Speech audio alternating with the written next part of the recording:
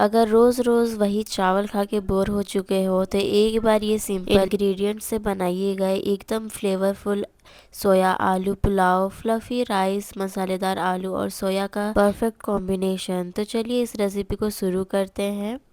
यहाँ पर एक बॉल में 1 कप राइस ले लेंगे। ये बासमती राइस है, आप लोग जो भी बिरयानी राइस लेना चाहते हैं वो ले लीजिए।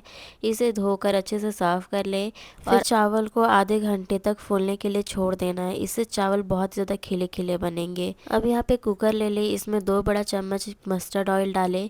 अब यहाँ पे सोयाबीन डालें 1/2 कप। इसे अच्छे से सोक कर लेना है वाटर में। अब इसे हाई फ्लेम पर 1 से 2 मिनट तक भून लें, जब तक थोड़ा सा गोल्डन ब्राउन ना हो जाए, बाहर से थोड़ा सा क्रिस्पी ना हो जाए तब तक। अब यहाँ पे कलर भी चेंज हो चुका है और पानी भी थोड़ा सा सूख गया है। अब इसे निकाल लेंगे। फिर वही कुकर में 3 बड़ा चम्मच मस्टर्ड ऑयल डालना है। 1 छोटा चम्मच हींग डालें, 1 छोटा चम्मच जीरा और फिर इन सब चीज़ों को 2 मिनट तक सौटे होने दें। फिर लास्ट में कड़ी पत्ता डालें।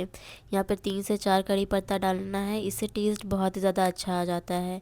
फिर एक मीडियम साइज़ का प्याज ले लेंगे, इससे पतले स्लाइसेस में कट कर लेंगे। फिर प्याज को 2 से 3 मिनट तक हाई फ्लेम में भून लेना है।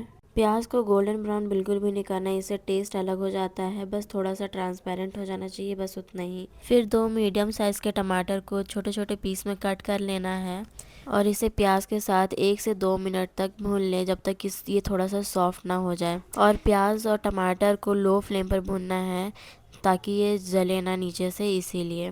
फिर इसमें 1 छोटा चम्मच नमक डालेंगे, या तो अपने टेस्ट के अकॉर्डिंग डाल सकते हैं। मैं यहाँ पे अपने टेस्ट के अकॉर्डिंग डाली हूँ।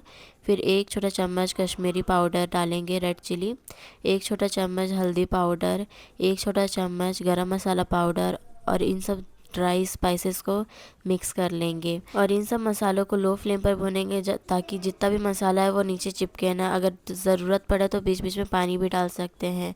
फिर यहाँ पे आधा छोटा चम्मच धनिया पाउडर डालेंगे और इन सब सारी चीज़ों को 1 से 2 मिनट तक लो फ्लेम पर भून लेंगे। फिर लास्ट में 2 छोटा चम्मच अदरक लहसुन का पेस्ट डालकर इसे मिक्स कर लें और अदरक लहसुन को थोड़ा सा भून लें ताकि इसका कच्चापन टेस्ट हट जाए।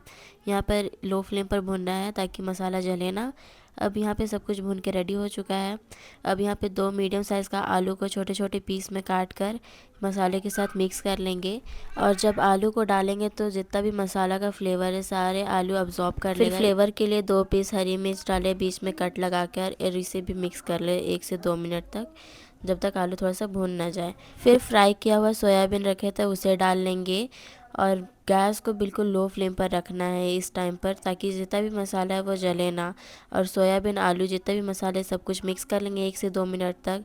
अब यहाँ पे 1 कप चावल में 1.5 कप पानी डाल लेंगे, 1.5 कप। पानी और चावल का बैलेंस रखने के लिए बिल्कुल इक्वल मेजरमेंट करना होता है, इसीलिए ध्यान रहे कि पानी ज़्यादा ना डालें। फिर पानी में बॉयल आने लगे तो चावल ऐड कर दे, इसे 1 से 2 मिनट तक मिक्स कर ले चावल को, ताकि पानी के साथ अच्छे से मिक्स हो जाए।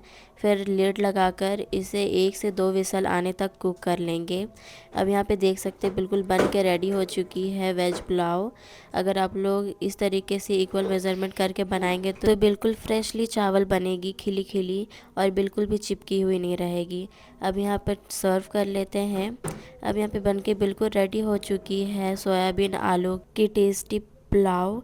अगर एक बार खा लेंगे बनाकर तो बार बार बनाना चाहोगे, ये इतना ज़्यादा टेस्टी बनती है और कम टाइम में बिल्कुल बनती है। अगर आप लोग को ये रेसिपी पसंद आए तो प्लीज़ लाइक एंड सब्सक्राइब कीजिएगा।